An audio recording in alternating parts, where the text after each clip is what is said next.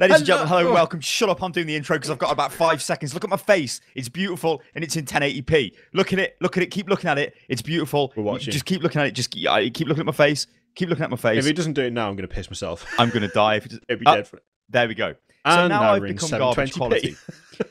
Why is this, ladies and gentlemen? We've just been trying to work this out. Well, it would seem that if I go to Skype, right, and I click on it and it says webcam, it says your video quality has been auto downgraded to medium. Right. This is because you need to speed up your computer or internet connection. Yep. This is very interesting to me. Very interesting indeed, Sky. Son, just get. I mean, I don't know what your problem is. Just get a faster computer. I know. It's clearly not Skype's fault. It's your fault. But if I do this really quick, if I go on off like that, now I'm back again in super quality for 10 seconds. Yeah, it randomly fixes it. I hate Skype. Anyway, ladies and gentlemen, I'm going to do the intro, Mr. Kirioff. Welcome to Hotfix. It is the beautiful laser focus. Get that in 1080p, and then you don't get that in 1080p. You even record this in 1080p or 720? 1080, son. 1080, 60 frames a second. Largely because you reminded me to before we started.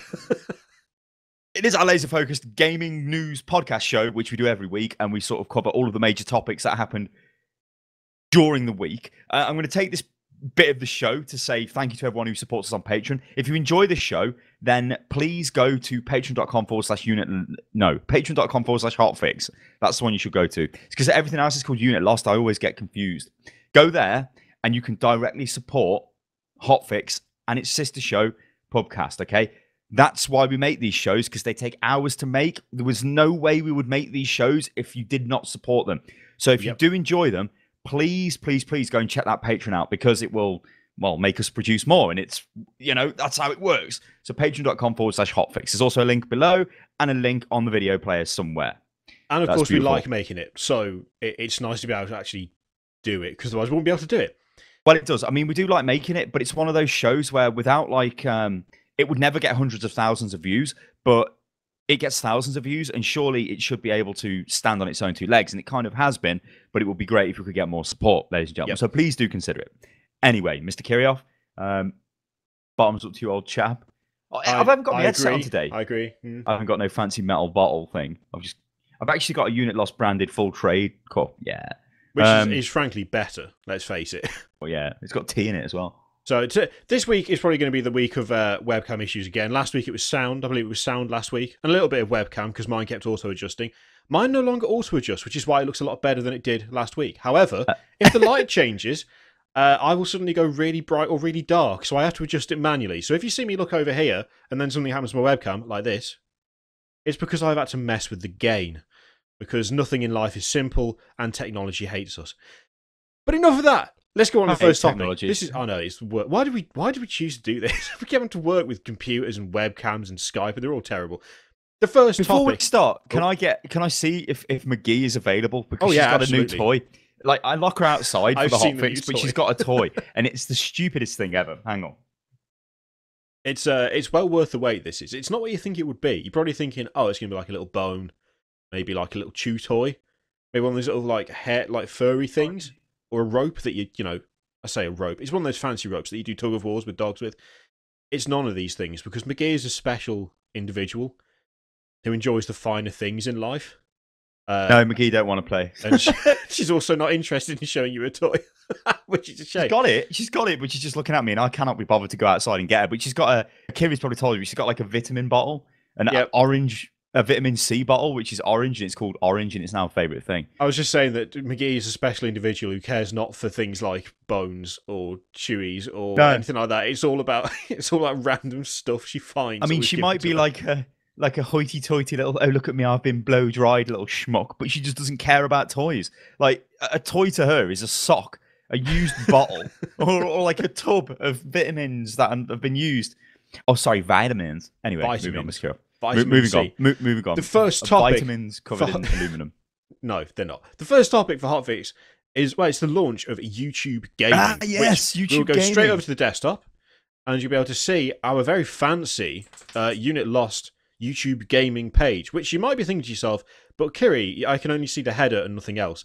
That's because it's been designed with iPads in mind, and if you scroll down, then I hadn't really noticed before, but it kind of compresses it so you get as much of the proper header as possible as you scroll down. And Yeah. well, there you see it, ladies and gentlemen. It actually looks quite good. I have to admit, I do like it, but I like it in the same way that I like stuff that I view on my iPad, which makes sense because that's blatantly what it's been made for. It's quite a big thing, I guess. People are trying to downplay it, but I think it is actually quite a big thing because it's a direct competition to Twitch, because it's not just like normal videos that you'd find on YouTube anyway, but it also encompasses live streaming as well. And actually, I'm a little bit... I wish I'd thought about this before. I should have found a channel that was live streaming, because then I could have shown the preview of the stream that appears at the top.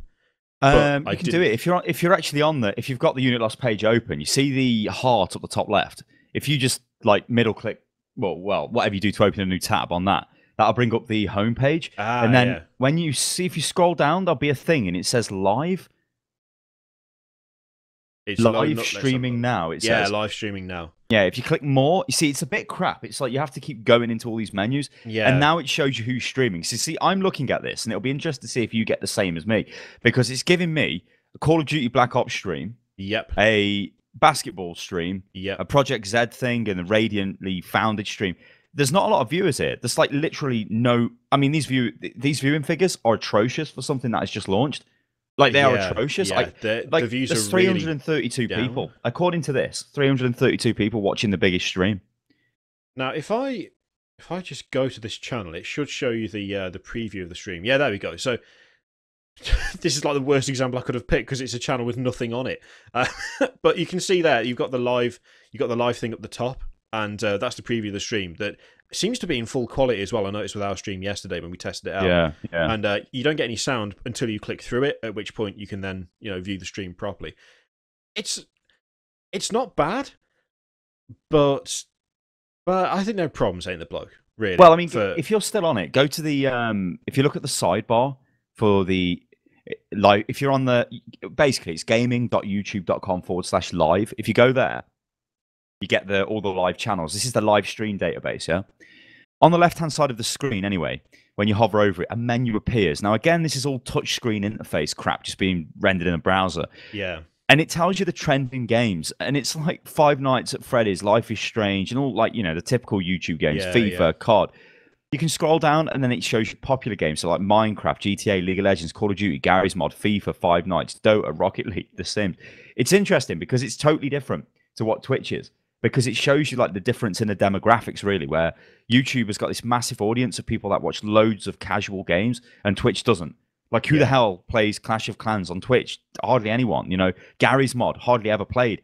But these are games that are dead popular because there's loads of major YouTubers like C Nanas and Markiplier and all those people play the shit out of them. But if you click on them, I mean, like, click on Minecraft, bloke, on popular games, it's got its own little like page. Now, this isn't new, because YouTube does have these page things anyway for games. Like, if you just go to the standard desktop YouTube, but it's got a live tab which you can click on, and it will show you live channels. But it's, again, the viewing figures are really low. They are. I mean, it's a strange time in the day to be streaming. But if you go to Twitch at this time, and in fact, I will go to Twitch at this time. You'll actually see that there's a lot of. It also put it to unit loss. Love it. Love it. You'll see that actually, it might be not the best time of day for streaming, but I really thought I'd muted. Bro, I apologise.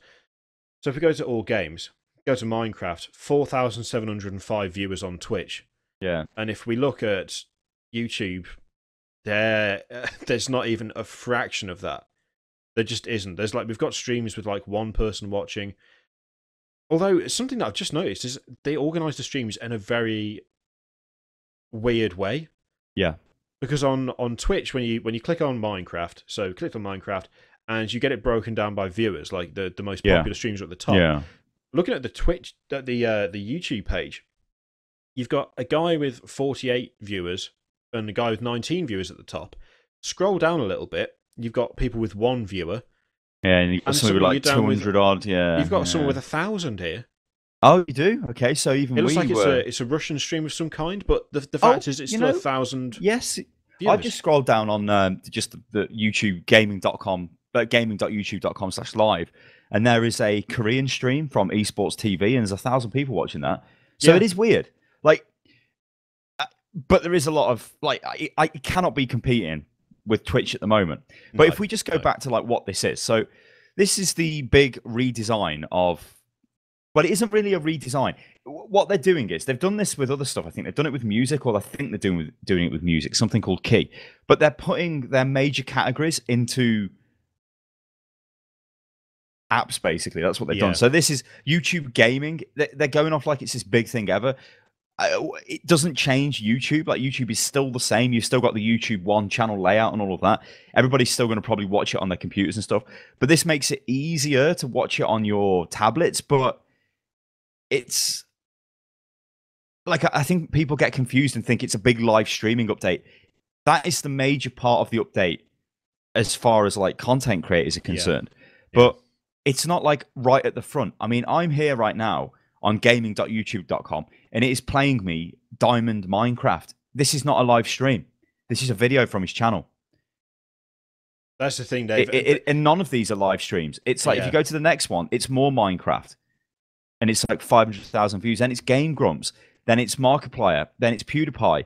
And this has always been my eternal problem. My perpetually eternal problem with YouTube is it only ever promotes the big people over and over again. And I get why it does that, because these are like the face of YouTube, aren't they? You know, they must be good, right? Because everybody watches them. That's how they operate. You know, you're not going to see Unit Lost on the homepage of this, because it's just never going to happen. Unless I mean, you're not going to see most multi-million subscriber channels on this. You need to be like 10 million subs. You know, that it's like the astronomically massive. Yeah. So I don't know whether I'm a fan of that, but like Twitch is the same thing for its streams, which, just to touch on Twitch a second, I would like it if, you know, when you go to a directory in Twitch, and it shows you all of the streams and it's like the biggest stream first, what they should do is they should have a slot before the biggest stream, and that should be like a random stream that's just put to the top, just like for a few hours or something a day. Rotate, because they already have the front page rotation. So actually having a rotation in individual directories would be better. The front page rotation isn't that good. You'd think that would be amazing, but we've been on that a few times, and it gets you like maybe 100 viewers, but they're not viewers, you see. It's just people that happen to be on the homepage at the time. Nobody goes to twitch.tv. They always go to the game categories or the streams that they like. I've always thought that's the biggest advertising. I've always thought that's the biggest problem with that, because it's like, oh, we'll put you on the homepage. And I'm thinking, I never go to the homepage. I always go straight to channels that I watch. Like, I don't, and if I do like somehow end up not on the channel that I usually watch, I'll be in the category for the game they usually play. You don't go to Twitch just to see, you know, oh, who's on the front page today. No one does that. So it's like, it's kind of, it's not false advertising, but it's like, yeah, we'll give you a boost. We'll put it on the front page. But actually, it doesn't really translate into anything in particular, because that's not what people go there for. So, right, let's talk about features comparison. So you've got YouTube and you've got Twitch, right? Now, why would you want to use YouTube over Twitch? I guess I'll just amalgamate all these points, like positives and negatives. So, number one, right? YouTube has obviously got a superior server infrastructure. It's got a superior encoding system. It's faster at processing videos. It's got a superior VOD system. So, we streamed on YouTube last night as a test. I also streamed on Twitch in the day and did my Warhammer 40k stream, which I do every Wednesday at 6 p.m. BST. So, come and watch that. I guess that's not the day. It's kind of the evening, but my time is just all over the place. So, we live streamed last night on YouTube, and as soon as the stream was over, the video was immediately processing on the channel, right? And it was set to live, and it was monetized, so it's going to display adverts, and it was just going to go out. And it even had a thumbnail, description, and all of that shit, because you have to fill that in before you do the stream. That's actually pretty fucking good, because you know YouTube has got a fantastic VOD system, because hell, every YouTube channel for the last 10 years or whatever has been using YouTube, and it's fine, you know, it's totally fine. That's all Twitch, YouTube's been for years and years and years, is essentially just like a really good VOD system. So Twitch, on the other hand, has got the worst VOD system ever, because it doesn't work. It's dead slow to buffer. I mean, really slow. Yeah. You get little things hard like, to find if you hover, if you hover over the timeline, like the bar at the bottom on Twitch, you don't get a little thumbnail preview of the frame. You don't get a frame preview. On YouTube, you do. So you can scroll through dead quick. And that's a nice feature. The YouTube stream's got DVR mode, which is dead good. It means you can rewind the stream. Yeah. That is really good, that is, because there's been times where I've come to a stream late, And maybe I don't want to take part in the stream chat, but maybe I would like to have seen like the stream at the start or something, but I'm 20 or 30 minutes late. You can just rewind. Like, it's great for esports events. This is where I first seen it on YouTube with, I think it was LCS I watched, and there was some StarCraft stuff as well from Blizzard. And it was great to just, I didn't realize you could do it. And when I clicked it, I was like, wow, what the hell? Obviously, this was like a couple of years ago, but now everybody's got it available. Other things you get are, you get stats which are, they're just better. Twitch's stats are terrible. Usually, to track stats on Twitch, I use external programs, which just pull the viewing figures down and collate the data and put it into graphs so I can see, you know, when more people are on the stream, like who followed, you know, when there were tips, when there were subs. And we'll get into tips and subs in a moment because that's a massive thing. And all of that. You have to do it like outside of Twitch, because Twitch does give you stats, but they are crap. Like, they're really crap. YouTube, though, has got an amazing analytics system. And because, well, Google Analytics, and then that's integrated into YouTube, you can see everything, right? For the stream, it isn't as mental, but you get what you need to know. So you get who's watching now, yeah? And it's a live chart. This updates as you're watching the stream. Well, when you're on the dashboard page, the live dashboard. It tells you how many people are talking. It gives you average message per minute, and it offsets message per minute with viewers. So you can see, you know, if your messages are going up or down in correlation to the viewers and all kinds of stuff like that. The the chat is weird, really weird. Yeah, that's one of my I know you found this weird. I found it weird as well. One of my biggest sticking points with the chat is that something that Google are very good at is looking at what other people are doing and going, oh, they've done this, we should do it too. But they've missed like what makes it good or what makes it interesting. If you go to Twitch and you want to use like a stupid emoticon, then you can. And there are custom ones. So, you know, if you go to our Twitch channel, then you can stick my face in the chat, you can stick Sty's face in the chat. We've got the full trade fist, little cabbages and stuff. And those are what you see used in Twitch's chat, because it's personal to the channel, it's personal to the broadcaster, and it's personal to the community of people who are watching. That's why people use them, because it's like, it's the funny in joke. YouTube's chat is just full of every like emoji that you can find on Android devices. Like, absolutely every single one of them. So you've got stuff like weird, really weird things like knives and guns and needles and stuff, and like flags and toilets and little faces. And it's like,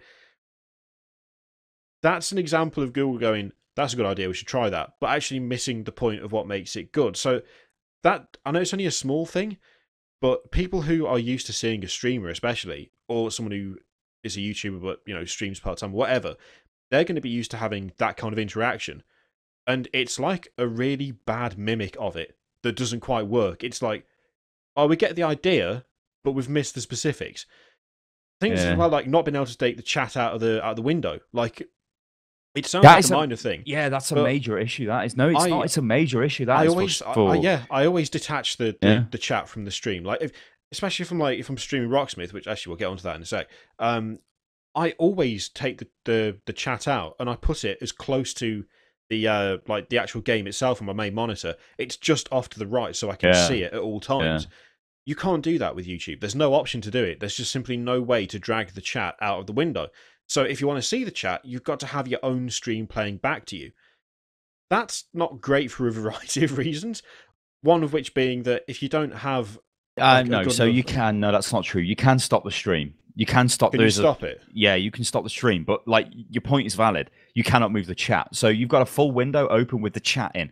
And the chat's such a weird shit size that you can't, like... you could resize the window, but it's going to be a horrible size and it's crap. I mean, from me, as like a streamer, I don't want to watch my stream dashboard. I want to pop the chat out, put it on another monitor, and then I want to get on with what I'm doing so I can see the chat. A lot of viewers do this as well because they may have, you know, well, most people seem to have dual monitor setups these days, especially Unit Lost fans because they're solid, or some other shit. You know, you don't want it all in like... The chat things, it's weird. Again, it's just done for iPad. If you go on your iPad or you go on your phones and you look at YouTube gaming, it's actually pretty good. Yeah. Because you're like, oh, okay, so you can look at the chat or you can like hide it and do whatever. It's great. You know, it's fine. It's like the Twitch app. It's just the same. So just to recap the positives for this thing, YouTube server infrastructure is better than Twitch. YouTube is better at encoding than Twitch. YouTube has an amazing VOD system. which means when you stream. So if we did the stream last night, like the World of Warship stream, it had viewers. It retains those viewers when the video turns into a VOD. So you don't lose those viewing figures on the video, which is really good. Yeah, Like you wouldn't think yeah. that's that good, but that's really good. It's got a nice analytics system. It's got a shit chat system. It's got a really weird stream health system. Now this is dead weird because what this does, you've got this massive bar at the top of the screen, right, on the dashboard when you stream it, and it will say stream quality, and it will be green for good, yellow for dodgy, and red for it's broke, right? But it doesn't. I mean, mine changed to yellow and told me this is not your fault. It's our fault, but the stream quality is worse now. I'm like, okay. It's like pointless information. You know, it's like, okay, the stream's whatever. I mean, I've always looked at the dropped frames on OBS, and I think you can look at them on XSplit as well. So you know, if you're like a professional streamer, you will know if your stream's performing bad.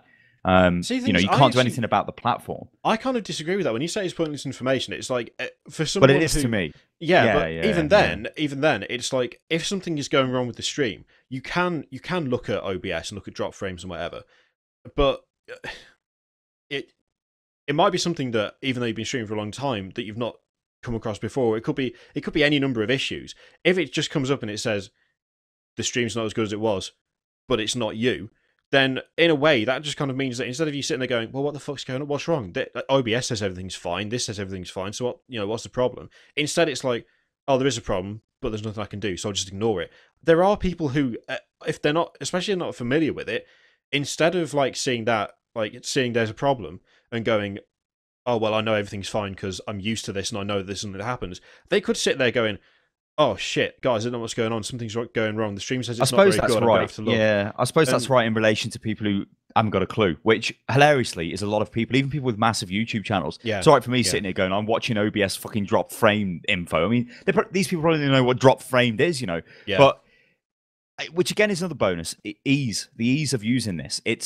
It is the same as Twitch, where you have to use like OBS or XSplit or something like that, and you put your stream key into it, and then you select your provider as YouTube, and you can't actually select the server for YouTube. So you can't, like with Twitch, you can say, I want to stream to Germany, I want to stream to London or whatever, because some of the servers can go down and you can change it. YouTube is just like YouTube primary, YouTube secondary, and that's it. But YouTube is such a beast, it ain't going to go down. So, like it's probably streaming to London and then just being re-syndicated across all their servers global. So it's just like, it's never really going to have that many problems. At least you wouldn't think anyway.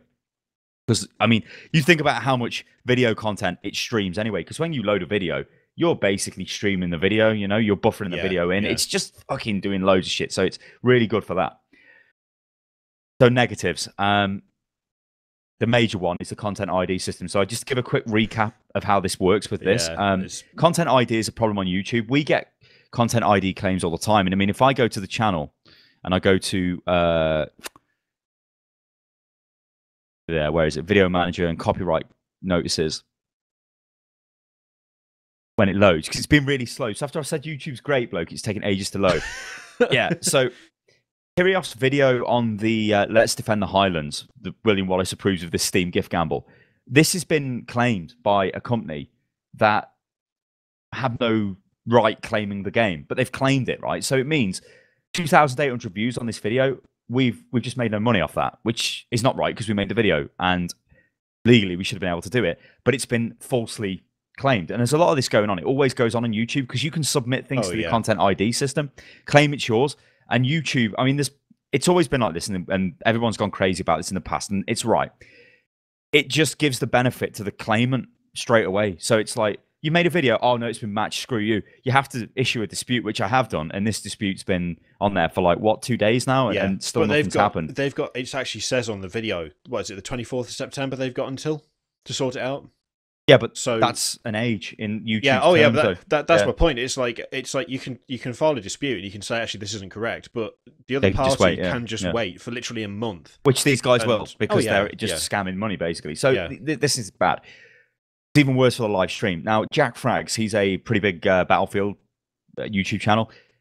He got annihilated. He was playing, oh my God, what was it? Wow, I forgot the game. But he was playing a game anyway, and portions of it were just getting claimed. And the VOD has just been blocked in various countries all over the world, and this is going to happen to loads of people. But it happens live. Like when if I sat on the stream now, I'm listening to Iron Maiden now. You can't hear me, but if I was playing Iron Maiden, right, it picked that up straight away because YouTube does not fuck about with music, right? I mean, which means you cannot play music on gaming. Do not do that; you'll get wrecked. Yeah. They will give you an immediate content ID match, yeah, and if you do not cease what you are doing, right, it automatically converts into a copyright strike. You get 3 of these, your channel is deleted, right? So if you don't react, you're going to get wiped out. Now, if you're playing a film or if you're bloody listening to Iron Maiden like me, then obviously you're an idiot and you're going to get wrecked. The big problem is, though, these wankers like from Let's Defend the Highlands, let's say Kiri starts a stream and he's playing Let's Defend the Highlands. It's a game, right? He's not listening to any music. He's just got the game on. Suddenly, it pops up on the screen, content ID claim. Maybe Kiri doesn't notice it. Maybe he's so involved in the stream because he's playing the game. And then it turns into a content strike. It's like, what? Well, a copyright strike. It's very dodgy, this is. And I can guarantee you now, there are going to be loads of shit. Like, you'll see this on Reddit and everywhere. It'll be massive YouTuber is playing Grand Theft Auto or something, and he's been fucked completely. Oh, yeah. I mean, with stuff like GTA, it's just waiting to happen. Be tragic because you're going to have people who are like, oh my God, I can stream GTA. That's awesome. They're going to forget to turn the radio off. Yeah. It's really easy. I've done that whilst, we've recorded like hours of playing GTA 5, and I've got to like halfway through, like, I think at one point we played it for like 4 hours, and like 2 hours in, I was like, shit, I've got the radio on.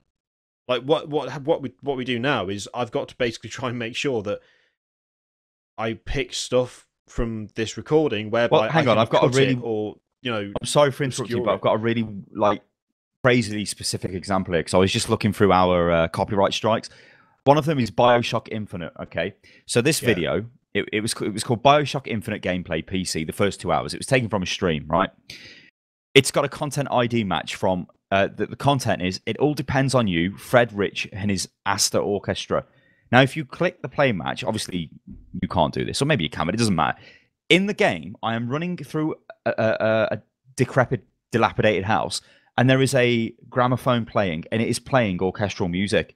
That's been claimed. And that is because BioShock, who is it? Irrational Games, is it? No, it's not. Whatever, BioShock. Yeah. They've used that sound. They've not obviously made it, but they've licensed it. But it's been claimed. Now, this is going to happen all the goddamn time. Yeah. Little bits of shit. I mean, there was a big thing with sound effects as well can be claimed. Yeah, well, look at, I spent like, I think it was a good 5-6 hours making a video for Ori and the Blind Forest, which was a really good game, by the way. Uploaded it. The music had been licensed. No, I believe it was written for the game, but it like the artist still had obviously copyright on it, and it was their music, and they'd written it for the game, but it was then licensed the game, etc. We couldn't put the video out because the entire thing just got claimed. All of it, the entire thing, every piece of music in that video. As soon as it went up, it was like, oh, you've matched third-party content. And I was like, that's weird. Okay, let's have a look. Yeah. From like second 1 until the video stopped, every single bit of music was claimed. And there are going to be people who will be like, I want to play Ori and the Blind Forest, and their channel will get absolutely annihilated. They'll just get destroyed. To bring up something I made a comment about earlier, I like streaming Rocksmith occasionally. Once or twice a week, I try and stream Rocksmith. I would never even attempt to stream Rocksmith on YouTube Gaming because can you imagine it? Like, it would just kill the channel. Like, yeah, last night I was streaming. I'm like, bloke, I'm trying to go to youtube.com/UnitLostTube, and it's not there anymore. You're like, oh yeah, I played Rocksmith last night. What? It would literally just although I have, as we have sort of joked before, when you go to the VODs on Twitch, none of it's been muted, which either means that Twitch don't care or my playing's so bad it can't tell. The thing is, Twitch compared to YouTube's content ID system is nothing. Oh, YouTube, like the reason it's so aggressive is because YouTube's a massive magnet. Like all of these massive, like major Hollywood studios and sound labels and whatever, they're like, no, YouTube, and they come after them, and YouTube have got to defend themselves because they could potentially get annihilated. That's why they do it, and probably going to get more aggressive on Twitch. I mean, everyone lost the shit when Twitch went crazy because Twitch really is still kind of in its infancy. You can sit there and listen to music that you shouldn't really be able to listen to. I mean, I listen to OC Remix when I do the Warhammer stream because it's free and you can use it. It won't get claimed. I used to sit there and listen to actual music. Then I got told off by Twitch, don't do that. And I'm like, okay, so I never did it. Sometimes I still do play bits of music if it's, Well, I shouldn't, but I do. But it's because it's like it's just a relaxed gaming thing, sort of thing. Anyway, let's just move on to the other things because I don't want to get stuck on this topic forever. Yeah. Monetization, major issue, right? All you can do at the moment, if you're in, I think if you're US, you can have the tip jar enabled, but UK channels don't have the tip jar, so none of that works because you can tip the stream while it's live, and it's sort of down at the bottom by the enter button for when you leave a message. There's no subscription option on YouTube. On Twitch, you can obviously subscribe for a monthly fee, which is really small. I think it's $4.99, and that really supports the stream. It's a 50-50 split with Twitch, but that's still $2.50 every month off every sub, which is great. YouTube doesn't have that. YouTube, all it lets you do is monetize the video, so you can put ads on it. I don't think it plays ads off on the stream. Like, I was trying to get it to play ads when I was watching my own stream back in incognito windows, and it wasn't playing adverts to me. But the video, the VOD, did have ads on. Yeah. So I don't know what's going on there. I don't know how you're supposed to, like, instantly monetize you videos. Can. Well, actually, now I say that on the dashboard, there was a button. Yeah, there is a button which says play ad. So I think you can just play adverts in the middle of the streams. Right. Again, but that's like a bit of a shit feature. But even it's not a shit feature. Spamming ads to people on a stream, it's not a very good tactic. You need loads of viewers. You need loads of viewers, and you need loads of viewers who aren't going to just leave when you spam an ad. Because let's face it, apart from ads at the start of a stream, it's not something you see that commonly on Twitch, at least not regularly. You might see a big streamer do it. Yeah, like, big streamers do it. But they'll be like, I'm going to take a bio break. They'll play an ad, and then they'll come back. That's kind of, I guess that's in a way just ingrained in it. That's like the acceptable thing. I need to go get a drink, whatever. Is an advert. People don't care. For some reason, YouTube, people who watch YouTube generally seem to have a slightly different attitude towards ads and monetization than people who watch Twitch. People on Twitch are happy to give people like $5 a month. They're happy to see them being sponsored by stuff. A lot of the time on YouTube, that attitude doesn't come across as well. So it could. Well, I think it would come across better if YouTube did actually try and promote it a bit, because they seem like they don't really want to facilitate it that much. But you also don't get stream notifications, which is again a really big problem, because you know, if somebody subs to your channel on Twitch, on our channel, it comes down with a cabbage dancing, and it's like, welcome to the cabbage crew, and I see it, a sound effect plays, and I can say welcome, and then the overlay at the bottom updates. Same, if you tip, you get the same sort of thing. If you resub, so you decide to take your sub to another month, you get a special thing pop up on the screen. They're not invasive, they're only small things at the top. YouTube's got no support for this, which... Once again, that does play into the whole thing of, I feel like Twitch has got a very deep-rooted community aspect, especially for channels of our kind of size, because that's an event when that happens. When that happens, you know, not only because it's come down on the screen and because it's been acknowledged by Sty, being, you know, the streamer, but because the chat reacts to it as well. And the chat will use the customized emotes that we've got, you know, the ones that we submitted and Twitch approved, to, like, react to that thing. And it turns into a community thing. As you say, there's nothing like that for YouTube. And in fact, another thing, which I'm sure you're going to get into in a sec, is the lack of a sub button in the same way as Twitch. Because lack of sub is just... That's... Well, you want me to go at it? I'll go at it. So lack of sub is such a retarded thing, because why do I stream on Twitch? Because Twitch makes more money. Well, why would I stream on Twitch and not YouTube? Because Twitch makes more money than YouTube. Streaming. Because if I sat there and streamed and somebody really wanted to tip to me, they can't, because I don't have fan funding. They'd have to go and find like some sort of obscure PayPal thing, and they're just not going to do it. They'd have to go to the Twitch channel. Yeah, you'd have to go to the Twitch channel. You know, it's like stupid. It's totally stupid.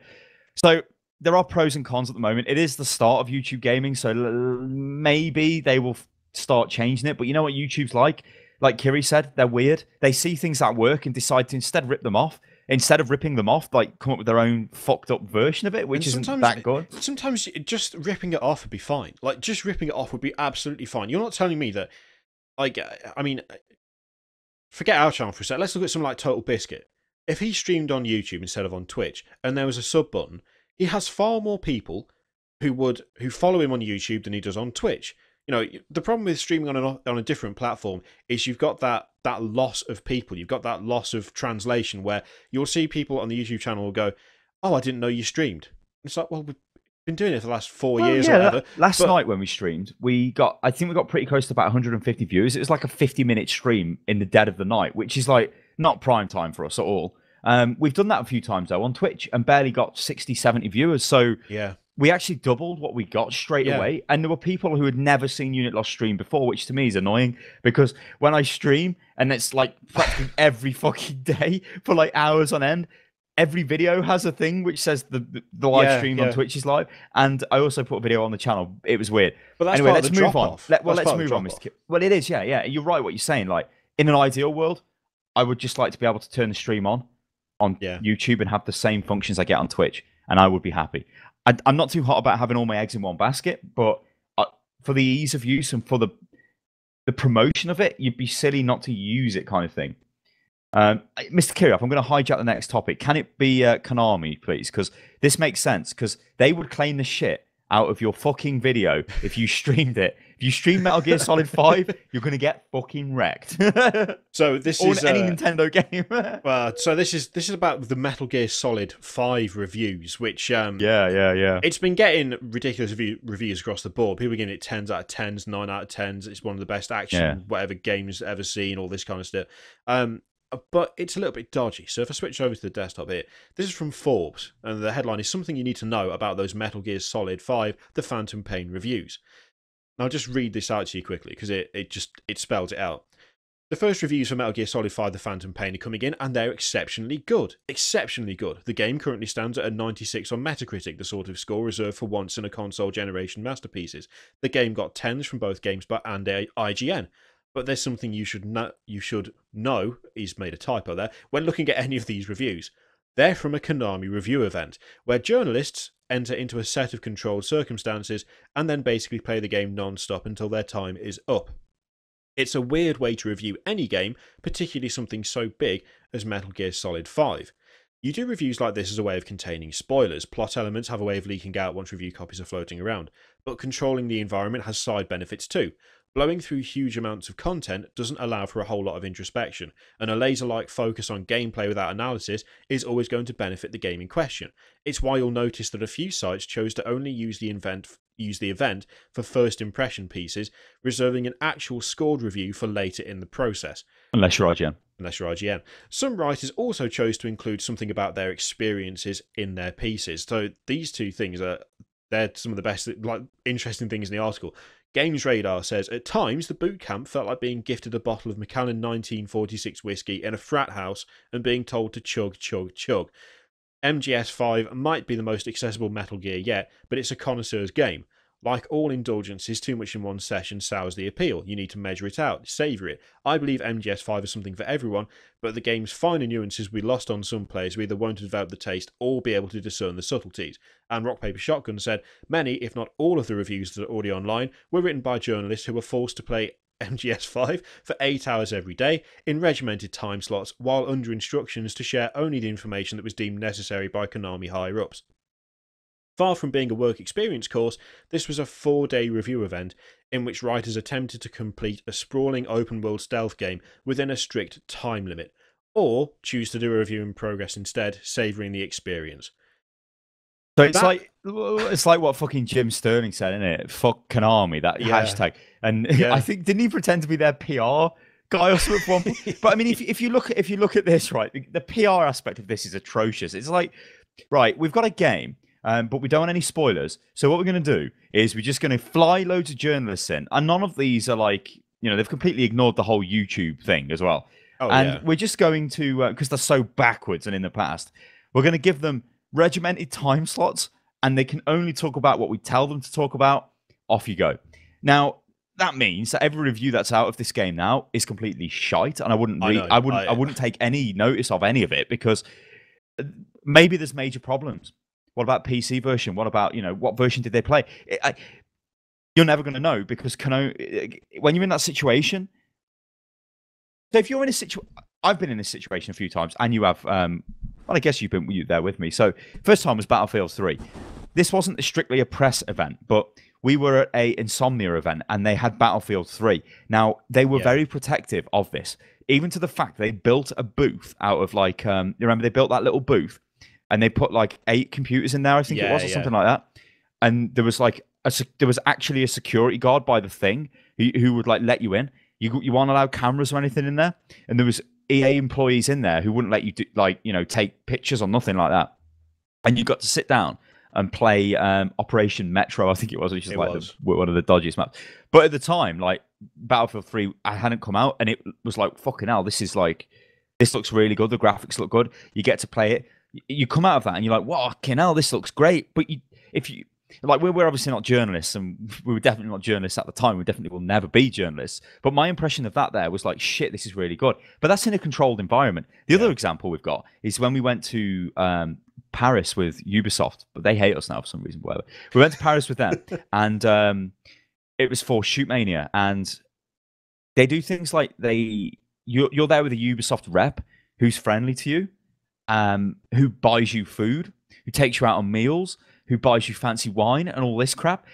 Even if you say this doesn't affect you, it affects you, because now you're impressed by them. So whatever you say has been skewed.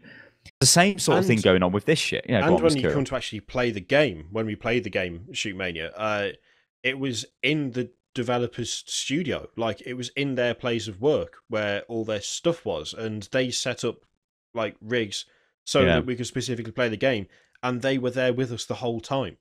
It's incredibly difficult. And they were doing things like, wow, great shot, and all this cheesy shit. It's very difficult to gain like a...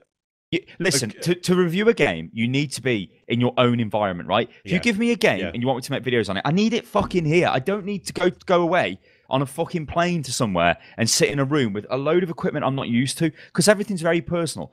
You give me, like, the Battlefield 3 example. Okay, I was playing it, I thought it was great, but if you gave me Battlefield 3 at home and I started messing around with it, I'd start finding problems that I wouldn't find. I haven't got some guy telling me I'm great and all of this shit, and you naturally would. Yeah. That's why this is a problem with what they've done. They have created a artificial environment just because they want a positive outcome. Now, I fully think that Metal Gear Solid 5 is going to be pretty fucking good, right? It is. I don't think it's going to be terrible, right?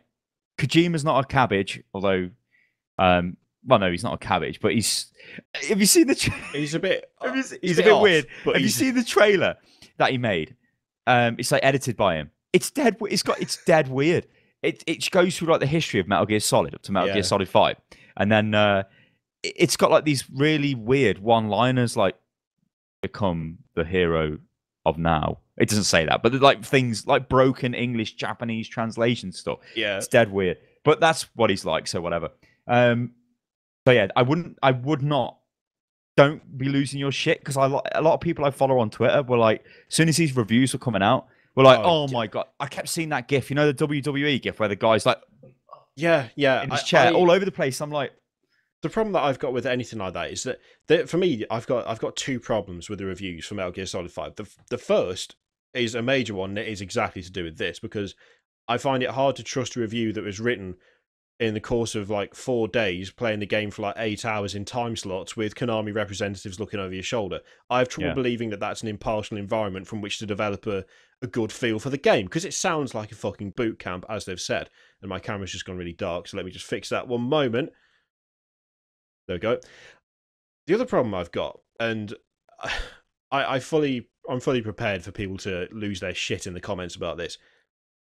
There's been so much bullshit surrounding Kojima, Konami, Metal Gear Solid 5 and Silent Hills and all the rest of it over the last couple of months that I genuinely question whether people who really like Kojima and really like Metal Gear Solid 5 can give a properly impartial view of it at this stage. Now that his name is off the box, now that he's disappeared from Konami, and Konami was allegedly treating him really badly and treat their employees like shit as well, etc., etc., I can't help but wonder just how many people have taken a look at Metal Gear Solid 5 and seen a pretty good game, but the fact that they view it as Kojima's last big effort with Konami, his final masterpiece, his last hurrah. It's like, oh, he's never going to make another Metal Gear Solid 5, another Metal Gear Solid game. Konami, if they make another Metal Gear Solid game, are going to completely mess it up. Yeah, so the joke is like, it'll be a slot machine because they're going into gambling. Yeah. And so it becomes, instead of being, hey, this is a decent game, instead it's, this is a masterpiece. It's the best Metal Gear Solid there's ever been. It's the best action game there's ever been. You'll never play anything like this again.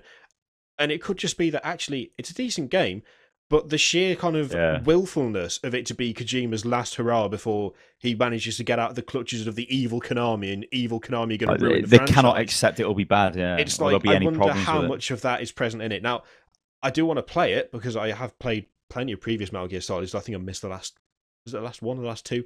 But I'm fully prepared for it to be the case where it has been like severely overblown, just because of like that kind of that want for it to be his big triumph over Konami. Well, I've that read everyone some of these dislikes. reviews, right, and there's interesting snippets of information like that.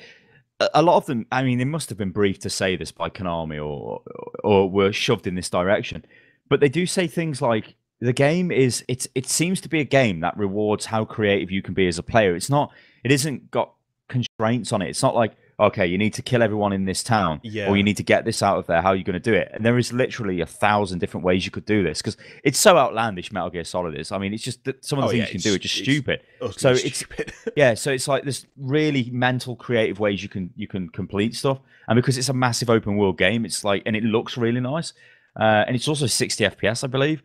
At least the demo was I played the Ground Zeroes. Yeah, I do believe it'll be a good game, but all the message from this segment is just don't be going, oh my god, it's going to be the best thing ever. I mean, it's out in a few days. What you need to do is wait until people like us get the game, and then you can see how it actually plays. Because when I get it, I'll stream it straight away because it's something that I want to play. I'm not the biggest Metal Gear Solid fan. I mean, I played Metal Gear Solid on the PS1. And then I think I played Metal Gear Solid 2, and that's basically it. But I can't remember much Metal Gear Solid 2. Oh, and I played Metal Gear Revengeance, but that's not part of the same thing. But that was fucking mental. Yeah, that's just like... People really don't like... I've seen a lot of people say they don't like that game because it's not Metal Gear Solid, but I was like, I don't care if it's not like what Metal Gear Solid is. It was still really fun and stupid, which is exactly what I wanted. I mean, you can have it's the definition of a game, that is. It's just like pointlessly stupid. Well, like, senselessly stupid. Yeah. Just 'cause it's a game. It's like whatever a game, man. As like a ninja cyborg wearing a sombrero and a poncho. I mean, I'm sorry, but if you don't think that's at least funny, then I don't know what to say to you, because it just was. Hey, we'll move on. As Starlight said, the message there, don't just take it all for granted. There are other things at play. And also fuck Konami, obviously, because that's apparently what you have to say after everything now. This is the news that Rovio is resetting its course. It's got deep job cuts planned. So Rovio, the maker of Angry Birds, which I'm sure you've heard of, plans to terminate as many as 260 employees in a restructuring that gets the studio back to its core business. 260? I mean, what? It's insane. In which it did too many things, according to its CEO. So he's made a little statement. Yeah, like employ too many people, apparently. Well, yeah, that's mental. That's a high number. In our current financial condition, we must now put focus on where we are at our best. Pekka Rantala, the Rovio CEO, said in a statement. I've probably mispronounced that. Get your Pekka out, boy. That means concentrating on making hits like Angry Birds, as well as finishing out an animated movie based on the series. How is that going to work? The job losses will be felt company-wide, Rantala said, except for those who are working in the US and Canada on the Angry Birds movie. Rovio is based in Finland. This is personally a difficult decision, said the CEO. However, it is certain that a leaner and more agile Rovio is absolutely necessary to move forward and take the company to new successes in the future. Right, bloke. You know what this is though. Yeah, this is Zynga Farmville fever disease or whatever the hell you want to call it. It's basically a company that made a game that got massively popular. Like with Zynga, they got popular on Facebook, but then they didn't do anything else, and now they've been destroyed. And Facebook gaming is not what it used to be, and they got kippered as a company. They're still around, but they're nowhere near the size they were. Rovio is the same. I mean, Angry Birds was everywhere. It was like, oh my god, you can use the touch screen to flick the little bird, little physics game. Woo, this is great. I don't even know how old that game is. It's pretty old now. It's on every platform. You walk into any pound discount store in the UK, you will find fucking loads of Angry Bird merchandise. You can still find Angry Bird merchandise in Tesco, for God's sake. It's like Minecraft levels of just like shit everywhere. But obviously Minecraft's a much better game and got a really good community. So these companies make a game and then they never make anything different. I mean, they're making a movie on it. They released Angry Birds 2, which didn't do that well. Obviously, because it's the same fucking game. Yeah, there's like Angry Birds Star Wars, all these like branded versions of Angry Birds. It's what they're it a says company in the that made a game. They made a game, right, that didn't take much effort, I'm going to say. Didn't take many people to make, because it's a fucking mobile game that got massive, made billions in revenue got loads of people on board to develop other games. What other games have they made? Yeah. And then now they're like, oh, we're losing a load of money because nobody's giving us shitloads of money through microtransactions anymore. So what we need to do is fire loads of the staff and then get more agile while we try and think of a fucking game that can actually make us some money. I mean, it says here that the company has been unable to recover from a disastrous 2014, which what were the financial results? 73% drop in profit. 73% drop in profit. Despite a 16% increase in revenue from its bread and butter mobile games business. The company's licensing business was mainly blamed for the bad news. And that's to me like, well, I don't know if that's true necessarily. In October, they declared a similar reorganisation and refocusing of its efforts, costing 110 employees their jobs. So this is still so they've already lost 110. Now they're having to drop another 260. Just way too big this company was for what it was making profit. This is ridiculous. Since 2014, Rovio has launched 6 Angry Birds games. Yeah. 6 Angry Birds games. They're all the same. They're the same thing. Game. It cannot take much. Honestly, I'm not a dev, but it cannot take much time just to basically draw a new fucking Angry Bird. I could do it right now in Paint. Yeah, no, it's ridiculous. Well, it says their market value. Their market value here, it says, is between $6 and $9 billion. So they're a big company in terms of money. Like Kiri said, they actually made a profit, but no, they didn't make a profit. They got positive revenue, didn't they, off their games? But made a massive loss because they're trying to spend revenue. But they're trying to spend too much on all of the stuff they've got, and they're just losing money, and they can't keep doing that because eventually they'll have no money.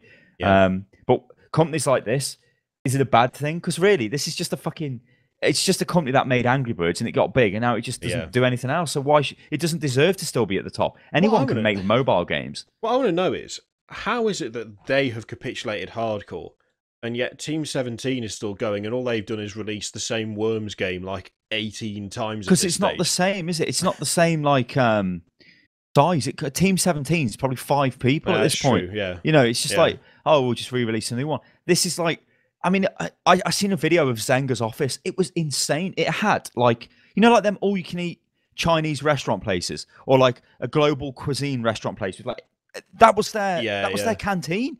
And they had like full-on chefs in there. It was just ridiculous. Way too big, like way too. You know, it's almost like having a Blizzard-style campus for your company when you make a mobile game that doesn't take any effort, and then you've got so much money, and then you realize a few years later, oh, we're not making any money anymore because the market's now moved on and people are playing different games, and we're getting wrecked because we didn't keep innovating. Like, they've got the money and they didn't innovate with the money. They've just fucking lost it. Do you think it's just literal immaturity? Because the mobile games market was non-existent, and then it suddenly just exploded into life, and you've got these big companies that made these massive games. You've got things like Zynga, and you've got King with Candy Crush, and you've got what the names, the ones who do Clash of Clans. You know, you've got all these companies that effectively did nothing. Supercell. Then produced like a massive breakout hit that has made them millions of dollars. And instead of looking at trends of the past where you've seen companies that have turned up with a product, they've delivered the product, and then they've immediately collapsed because they just spend the money on like just shit. You know, they hire another 1,000 people and go, we're going to churn stuff out, and then no one buys the other new stuff. Yeah. Is that all it is? Because it's not like this hasn't happened before. I mean, did they not? Yeah. I mean, if you look at some examples, so Supercell with Clash of Clans, it's a clone of other games. Like, we always laugh and say it's a clone of Kings of Chaos, that old browser game from years ago, just with like a visual element. And it kind of is. But they do make other games. They make Summit Beach, it's called. It's like Clash of Clans, but it's slightly different, and it's got a completely different design to it. It doesn't but you can kind of tell it still is Clash of Clans. So they do other things, right? And they're an example of a company now which is dominant in the mobile gaming market, whereas Rovio, they're going down. Like, they've been replaced by Supercells and your Candy Crush fucking King and people like that. But then you've got another band of games, and Game of War. I don't know who makes Game of War, but actually, some guy got arrested by the FBI because he was trying to nick trade secrets. It was one of the was it the vice president or someone? He had trade secrets and he was trying to steal them, and he was about to be made redundant. I know that. I can't remember what position he held, but he was about to be held. He was some sort of manager, yeah. And he was stealing database information on US customer purchase habits. That was it. and he was going to take it to China or something. It's totally ridiculous. But anyway, the FBI arrested him. I forgot my point. What was I talking about? The FBI done me. Clash of Clans and... Oh, yeah, Game of War. Yeah, so yeah, Game of War. Game of War. You got this sinister side where Game of War, you look at Game of War, it is just Clash of Clans, and you can see it hasn't took that much money to develop. But what they've done is they've got like $200 million, and they've spent $2 million on the game, and then $198 million on advertising, and they're just like ramming it. And that's like Case the top... Upton, who will not get off my goddamn mobile Twitter feed every time. Get your tits out, love. Get him on, and like, oh yeah, will you be my hero? Oh. You know, that's all it is. It's crap, and it's advertised everywhere, all over the place. I mean, this was a company that they were emailing out. They emailed me, and they were like, "Do you want to make a sponsored video on it?" And I told them no. I was like, no. They were like, whatever. But they were going after loads of people for that stuff. But it's it's a dark side. But I don't know. I think it's good that they're going down the drain because all they make is Angry Birds, and that's what happens. I feel bad for the employees, but I feel like companies like that kind of... They set themselves up with ignorance, with like willful ignorance, because all of this stuff's happened before. We're at the top now, so we can just do what we like. There's been so many incidents, like especially in the tech industry, where you've had these big breakout successes, or you know this genre or this trend that has resulted in people becoming multi-millionaires or getting like 500 million overnight, and then it just collapses. It just bursts. The bubble bursts. I mean, hell, there's an entire thing about like the .com bubble and all of that. It's the same thing over and over again. So why would you just look at we're successful, so I think we should just build ourselves a massive building, have a full-on restaurant as a canteen, give out free meals, and we'll hire 1,000 people. I'm sure it'll be fine. Surely someone in there is going, guys, like typically that doesn't work. Maybe we should try something else. Maybe they just think they're going to become Google. It's like, oh, we did something successful. Google did that. Now they've got loads of shit. We'll just do it. I mean, or like Blizzard. Let's talk about Blizzard then. Let's talk about Witcher, because I was trying to find like a crazy segue into it, because the good one is Witcher because it's sold loads of shit. In fact, let's just quickly tap on that because it's not much of a story, is it? It's just a sales figure thing, and then we'll talk about the new Blizzard releases this week, I guess. I won't go over to the desktop just because it's not really the story is essentially just one sentence, which is it's not. The Witcher 3 has sold 6,014,576 copies in the first 6 weeks. Yeah, which is good. Well mental. Done. It's really, really good. I mean, that's...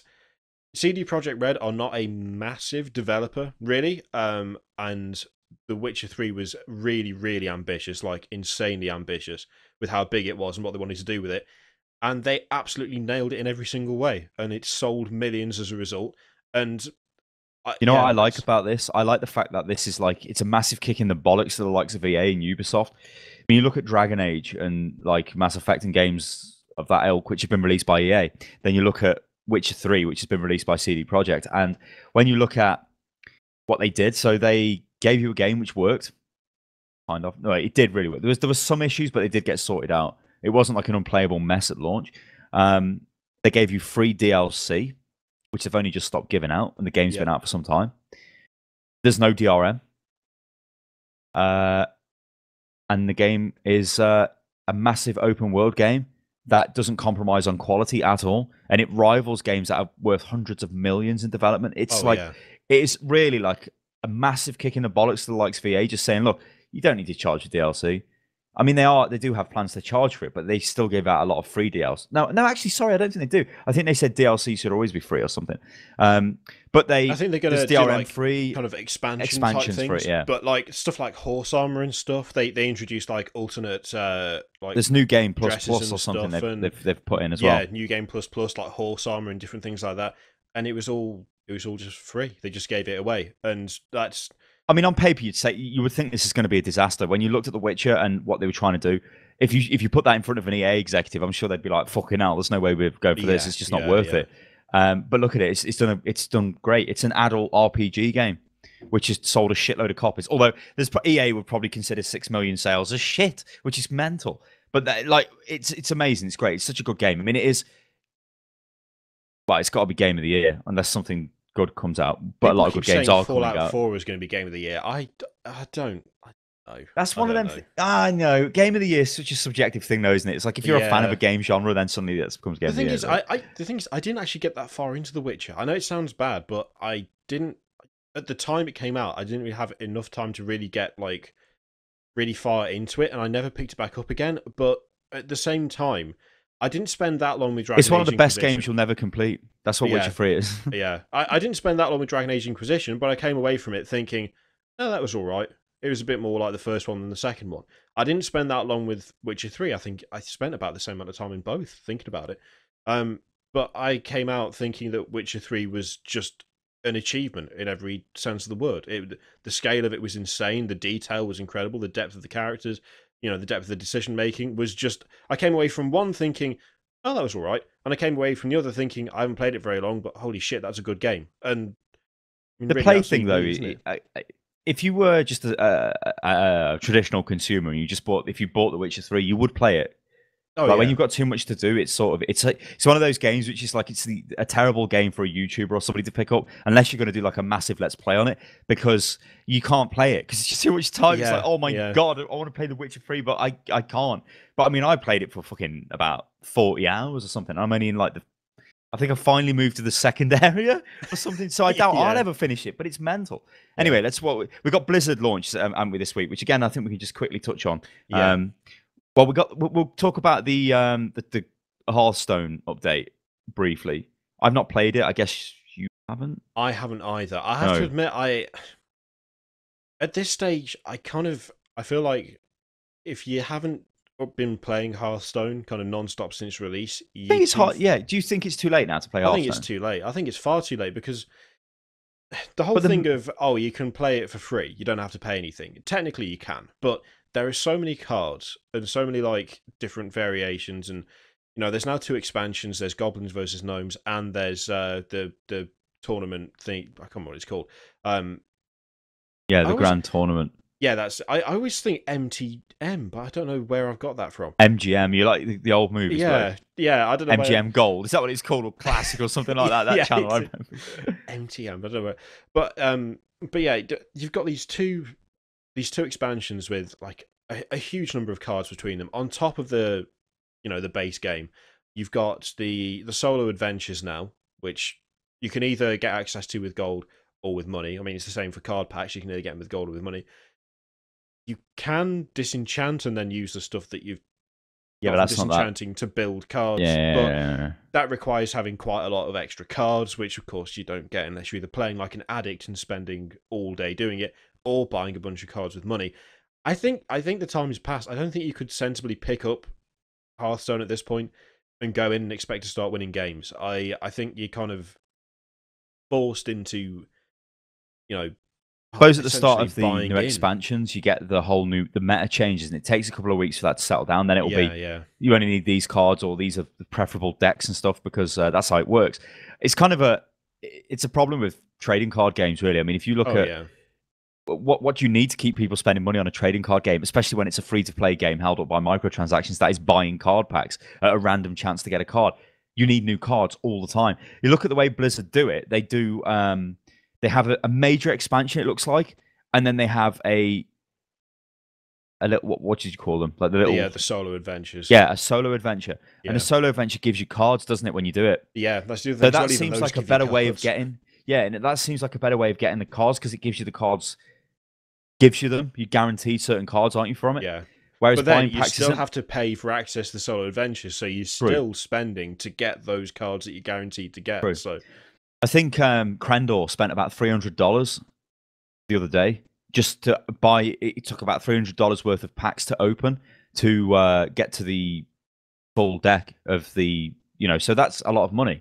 And now, obviously, that would mean you could say, well, okay, that player who spent all that money so early in the game could now make really powerful decks and be way more effective than somebody who doesn't have a lot of these like really good legendary cards, or whatever cards that come out. It's always the same arguments that come out with Hearthstone. It's like, oh god, that guy's got a certain number of cards, he's better than me, blah blah blah. Like, I mean, I played the Paladin quite a bit. That was my favorite class on it, and I didn't have Tyrion, and he's like integral to like every deck. Your deck would just be better if you had him, and I didn't have him. And how would I get him? Well, it would cost so much arcane dust through disenchanting. It probably cost me 50 quid if I bought the packs. Or maybe I randomly get him in a pack, which is just too random. You know, it's but that's how the game is, and it makes a ton of money and whatever. So that's Hearthstone, ladies and gentlemen. Do I think I'll ever go back and play Hearthstone? Not like I used to do back in the day, because back in the day when it launched, I played it for quite a bit. And then I played, I think Naxxramas launched. I played that. And then I bought the other adventure, but I only did like the first encounter and never touched it again after that. And I think Goblins and something had launched. Goblins and Gnomes.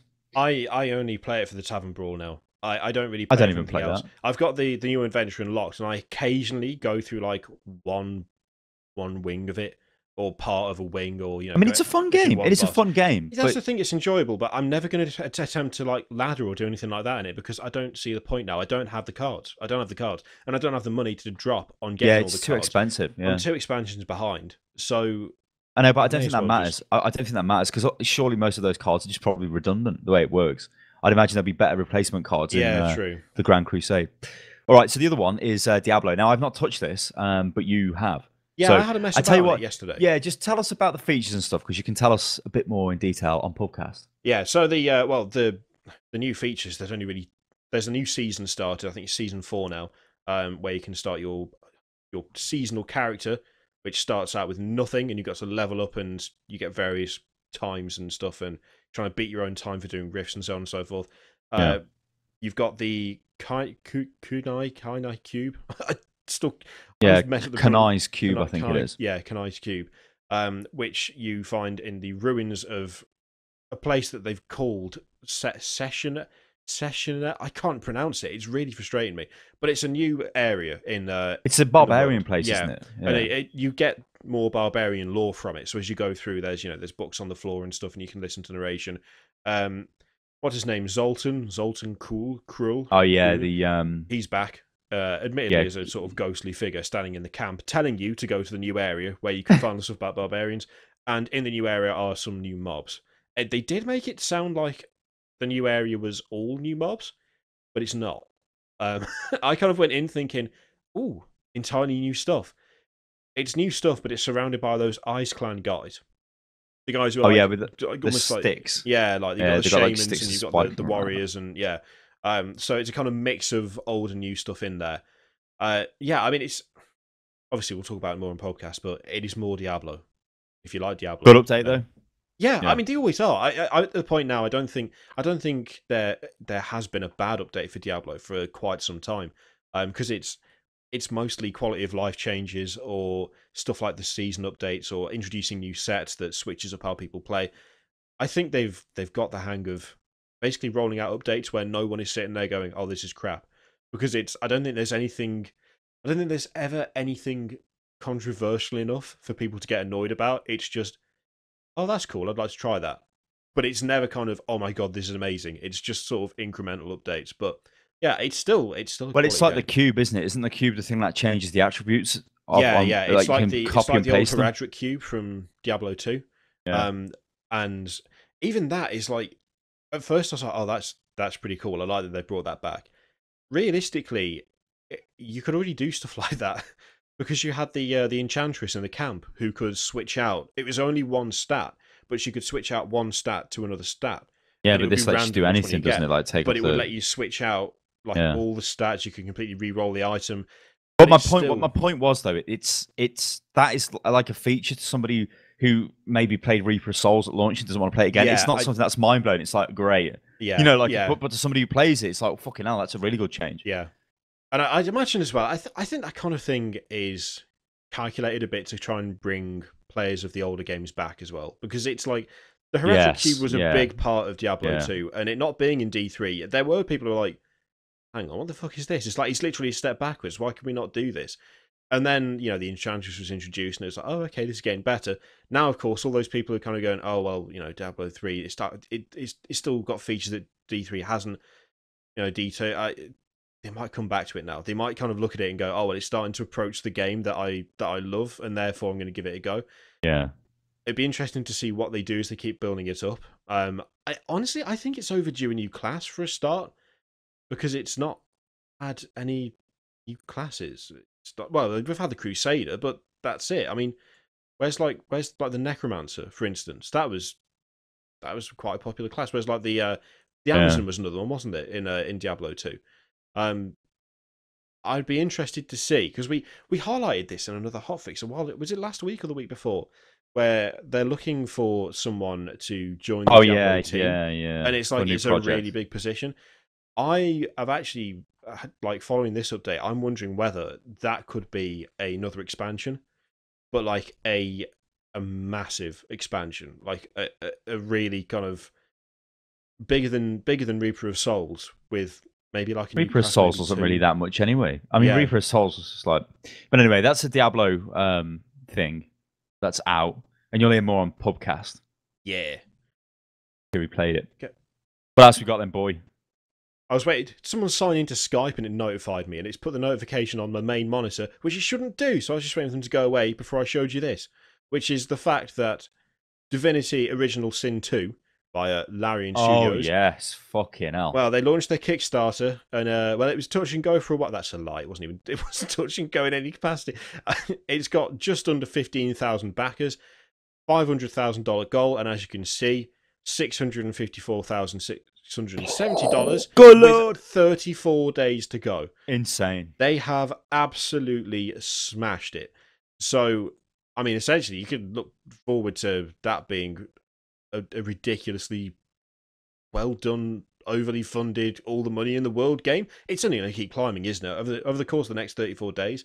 It's just, I don't know how extreme it's going to get, but these guys, Larian Studios, are a great template for how you do a Kickstarter.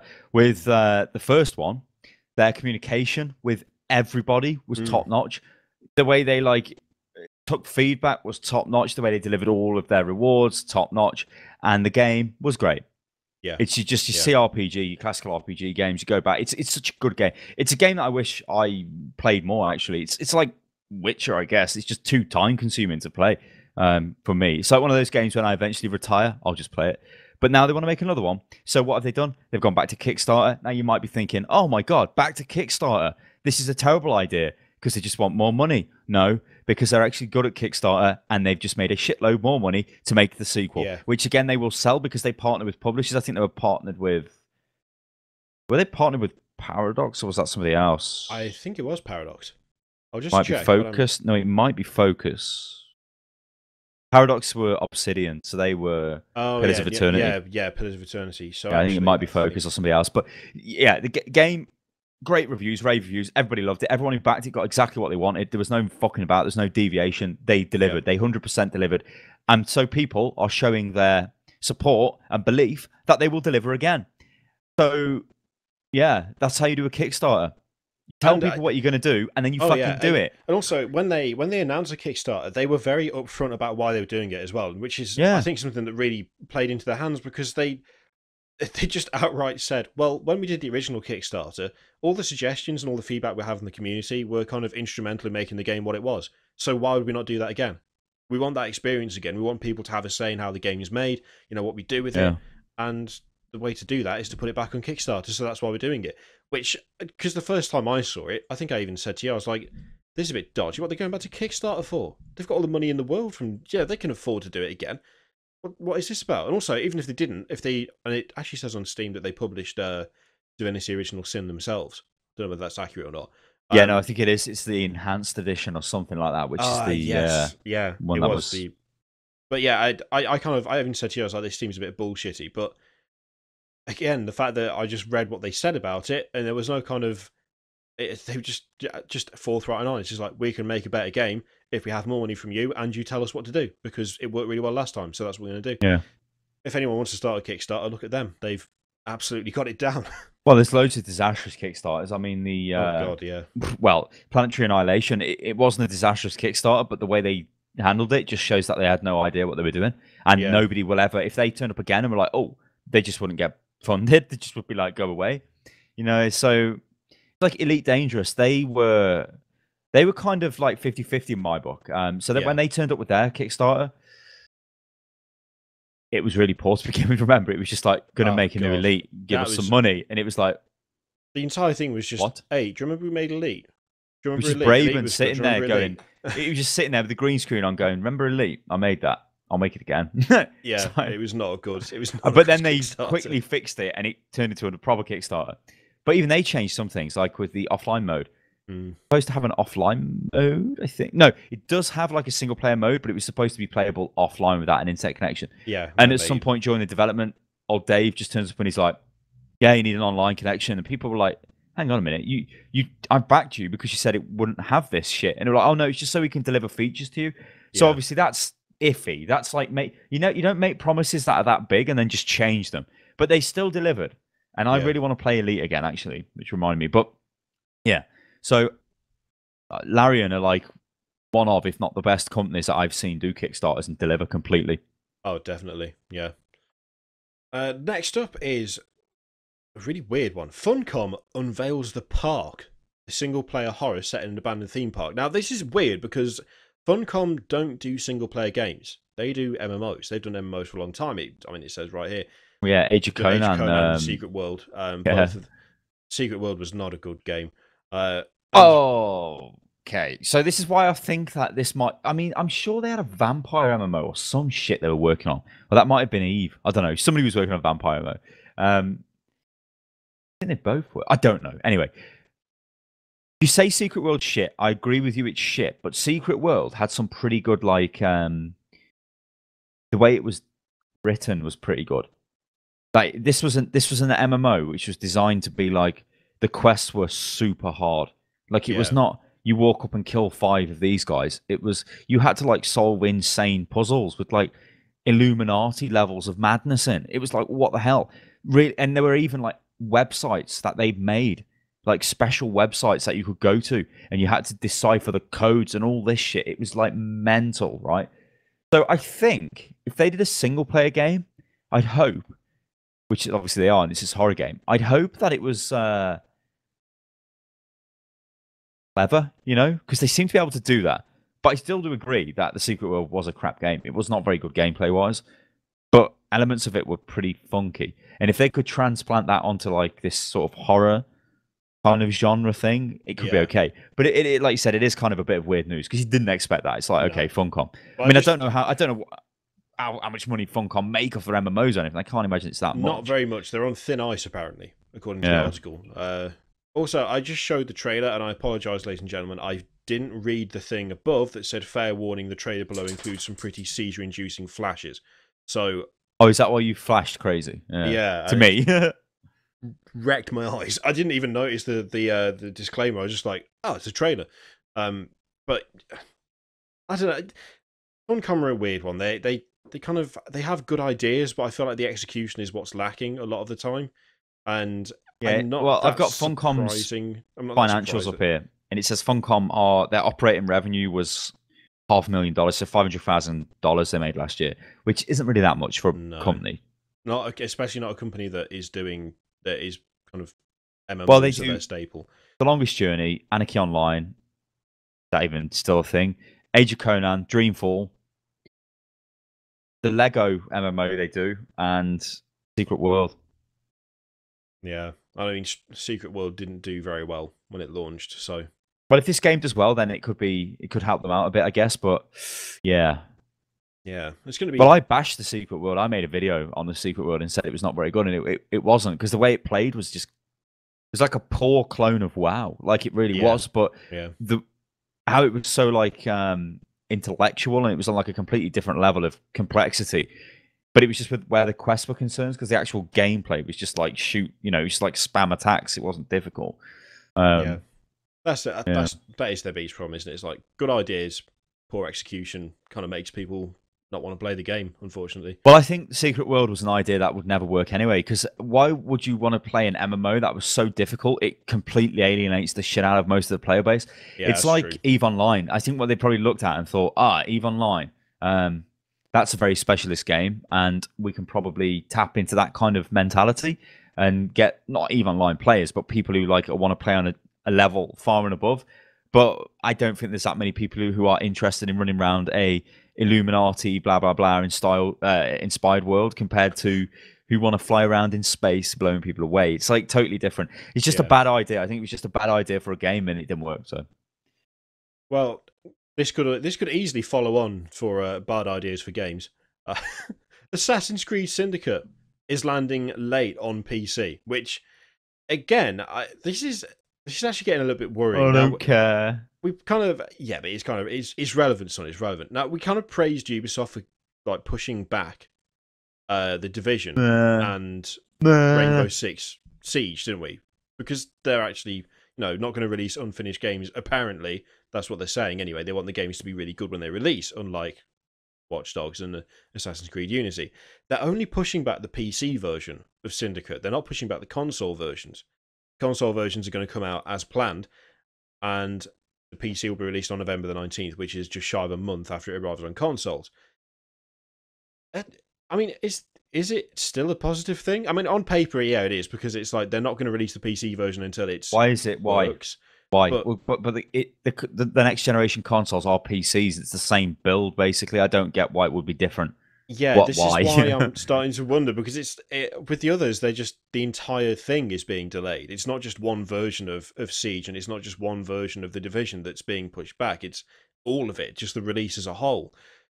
With this, though, it's releasing on two consoles that at this point are essentially just smaller PCs before it releases on PC. I get that they're doing it because they don't want to end up with another Unity situation whereby it launches and everyone goes, "What the fuck is this? This is the worst thing I've ever seen in my life." And then they end up with just a different picture of a guy with no face. I for the really next wanted 2 to be a years. load of shit though. Imagine if that happened again, like a fucking face, just a mouth or something this time.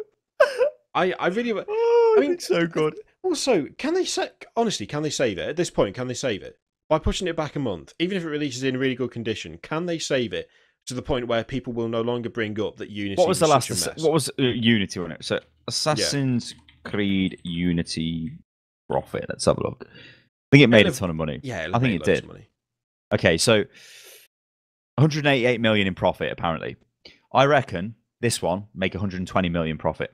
Do you reckon I think it'll be less. No, less. Oh, because it made 180. 188 it made, so I reckon it'll make 120, something like that. I think it, and then I think it's just going to go downhill because this, like, I don't think it'll be a collapse because there's still an audience for there and they like this game. But it's a game which is like Unity has damaged it beyond repair. The only way in my eyes that it could be fixed is if they radically changed the game and made it a stealth game again, like instead of just a game where you run around and fight everyone in the street. It'd be nice.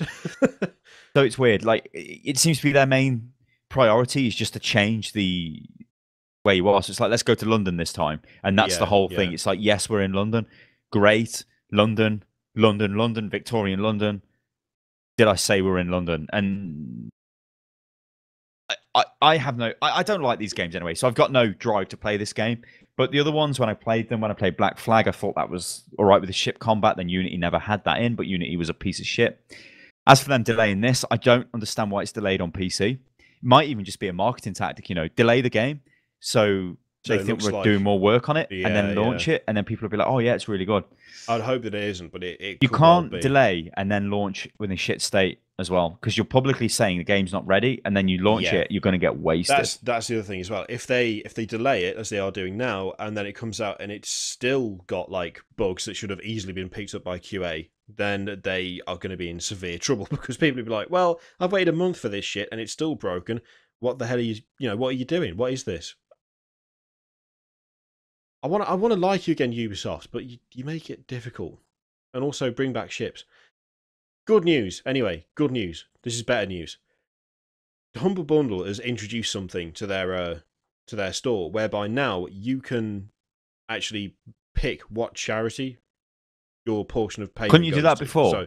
But they've increased it, so it's now you can choose where that money goes from a selection of over 35,000 charities. Okay. So, by the look of it, there's so many of them. This, I kind of like the idea of this, but one problem I've got with stuff like this is there are a lot of charities that do the same thing or try and promote the same cause. Or so how do I get to this? Like, I'm on their store. Like, what do I do? So if you buy something, then I mean, let's have a look. going to feel really bad, like clicking a thing and then not actually buying it. But it's a good way to show to show the thing. Oh, okay, I've got it. Search. Yeah. I'll send you a link, bloke. Get ready. Go for it. That should open up the charity page. It's just because I wanted to see if they've got.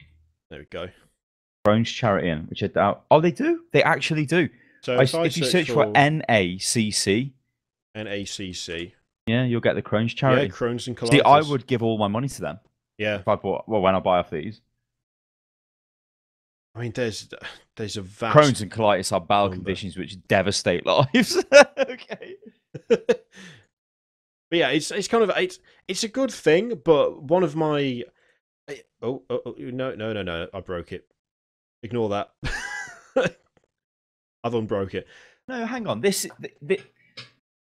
So before, you basically had major ones, didn't you? Like American Red Cross, you had like Child's Play, you had Games Age, but they were like game-related charities, wasn't they? Yeah. There wasn't like, or Charity Water, Wikipedia Foundation, things like that. They were like the main ones.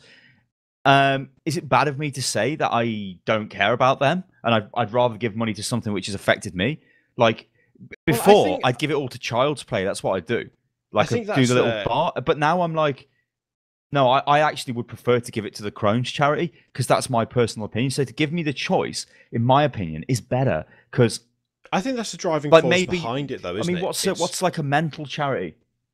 I actually don't know that.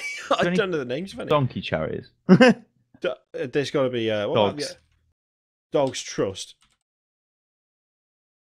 Good grief. There's that's yeah, they're there. Dogs Trust United Kingdom. Dogs Trust nice. Yeah, the yellow one. Yep. Yeah, there they are. Obviously it's there to give people the choice so that people can go, well, I didn't really want to give money to this charity, I wanted to give it to a charity I support, and so on. But yeah. This kind of feeds into, I guess, what I think is kind of a larger problem with. When I say freedom of choice for who you give charities to, that sounds really bad, and I don't mean it like that. There's a lot of charities that do the same thing as other charities, and it results in split efforts going towards the same cause, but it means they're slightly less effective, because instead of having one central group who are advocating for a certain thing or who are pushing for research for a certain thing, instead you've got lots of small groups who individually don't have a lot of power and can only really get things done when they band together, which they don't band together all that often. Like, you'll see charities promoting themselves, but not often like promoting other charities who do the same thing. That's because obviously it's in that charity's best interest to keep donations coming to them, to keep operating costs going, so that they can continue trying to help. I'm not trying to make them out to be money grabbers. That's not what I'm saying. Well, I mean, I just searched for colitis, and we've got Crohn's and Colitis Foundation of something, Crohn's and Colitis Foundation of something else. These are American charities. Yeah. Crohn's and Colitis Foundation of something independence. There's one. Crohn's in Childhood Research, Crohn's and Colitis Foundation from Garden City, Crohn's and there's like 10 different charities for Crohn's in America. The UK, there's just the one, like, but you know, like, I get what you're saying. Like, yeah, it's better than having the fragmented. All these other ones. What are they doing? Yeah, yeah, and I kind of feel like it's obviously not the fault of the humble store, and this is obviously a really positive thing because it does give people the choice of being able to support the charity of their choice and being able to say, you know, instead of just giving it to this place because I was told to give it to this place, I can give it to something I really want to make a difference with. You know, if you're buying games regularly and you use the humble store regularly, then you know you can make a difference by giving money to the charity of your choice. But by the same kind of token, it's like what is this? The first Solihull Scout group. That is random. Yeah, I see it. First Solihull Scout, 62nd Portsmouth Scout Group, second Porton Scout Group. Yeah, I don't like this. Scout groups are not charities. It's just a bit. That's weird. Why would I give them money? Because they're like it's just a scout group, like for beavers, clubs, and scouts. Yeah. See, this is where that's hardly cancer research, is it, bloke? You know what I mean? Like, I get that there are going to be people who are like, there is no one cause more worthy than the other. Yes, but so like, you never win the argument. Yeah, all of these scout groups, why are they not just under one? Like, why is there not just a central thing and then it distributes down? Because this is like, I don't know, it's a positive thing, but it's also not. I don't know how else to put it. It's like if you want to do stuff like give you money to Dogs Trust or whatever, then you can. But there's also like an infinite number of smaller charities doing exactly the same thing that you kind of could give them to, but they're not going to make as much but you of a might want to, difference so you're going to do it. The choice is Yeah. better. I think the choice is better, but I get what you're saying. It does yeah. dilute it. Yeah. But Valid yeah, points, Mr. Kirill. it's good, but it's weird size to everything. Oh, So the last thing we've got is a bold move by Amazon. I don't understand this. They're making a Explain move. this to me. I'm going to switch over and we'll have a look here. So this is a notice that Amazon have put up for Amazon Underground. And I'll just read it out for you because it's at a weird angle and on a weird font. Amazon Underground is a new app for your Android phone. It has all of the functionality of our regular Amazon mobile shopping app, plus an exciting addition. Over $10,000 in apps, games, and in-app items that are actually free. Many apps and games that are marked as free turn out not to be completely free. They use in-app payments to charge you for special items or to unlock features or levels. In Underground, you will find 100% free versions of popular premium titles like Office Suite Professional 8, classic game, Goat Simulator, and Photo Suite 4, and popular titles with in-app purchases like Frozen Free Fall, Star Wars Rebels, Recon Missions, Angry Birds Slingshot, Stellar, Looney Tunes Dash, and many more. Tunes. We've made this possible by working out a new business model with app and game developers. We're paying them a certain amount on a per minute played basis in exchange for them waiving their normal in-app fees. To be clear, we're the ones picking up those per minute charges, so for you, it's simply free. Just look for apps and games marked with an actually free banner. Normally you go to Google Play to download an Android app onto your phone, but Google's rules don't allow an app that offers apps or games to be included in Google Play. So you need to download the Underground app directly from Amazon.com. One last point on this, the Amazon Underground app is a long-term program rather than a one-off promotion. Over time, we'll continue to invent and add more benefits to Underground. For now, enjoy some actually free apps and games. Thank you for being a customer, blah, blah, blah. So what... Oh my God, I'm so bright. Let me turn that down a bit. So what they've done is they've created their own kind of Google Play app called Amazon Underground, which allows you to then download other apps, and the apps that you can download, you could find on Google Play. So when you're looking at like Star Wars Rebels or Angry Birds Slingshot Stellar, which I'm assuming is doing really well considering Rovio is letting off 260 people. If you download those through Google Play, you will have adverts and you'll have things like, if you buy 8 more bird eggs for a quid or whatever. Yeah. Whatever. Bird egg. The bird egg thief. And obviously people don't necessarily want to sit through the adverts. They don't necessarily want to buy the bird eggs or the angry pigs or whatever else is going to be in there. Maybe they should make that angry. I think they did do that, didn't they? They did. Bad piggies, they called it. Bad piggies. So instead, what Amazon are doing is they are providing the app, but they're paying for it. So you don't have in-app purchases. Instead, the longer you play the game, the more the developer gets, because it's a per minute basis. So if you sit there and play Angry Birds for half an hour, then Amazon will pay Rovio for each minute that you've played. But you get the game for free. So it's like game streaming, this kind of is. Sort of. The problem with this is, I say, like, in relation to music streaming, it's obviously not streaming a game, so don't be like, it's not like streaming a game. What I mean is in relation to the way you get paid when you put a song on Spotify, you get paid how many times it's played, sort of thing, Yeah, so it's similar to that. But the issue that I've got with this is I don't understand how this is going to be sustainable over any length of time, because you're not giving Amazon anything. If these are truly free, then you download the Amazon Underground app. You then install the games through that app. At no point have you given Amazon any money. So where are they getting the money? You are giving Amazon something. You're giving Amazon information on what you're doing. You're telling Amazon what games you're playing and how long you're playing them for. You're telling them your age. You're telling them your sex. You're telling them what device you've got. And information so in like a weird way, I think they're just paying for essentially paying for information. On what your playing habits are. So then they can tailor some sort of a store to you or something. Yeah. Maybe. Yeah. That's the only thing I can see without actually making money out of it. Well, not making money, but making value out of it. it's got to be down to advertising power and gaining more, hasn't it? That's the only way that it makes sense for them to do it, because unless they're showing you adverts constantly, which there didn't seem to be anything in there that said anything about having to view adverts, because it said, you'll see adverts or you'll have to pay.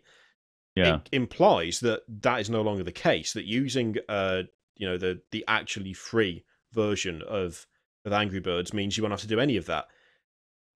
But I just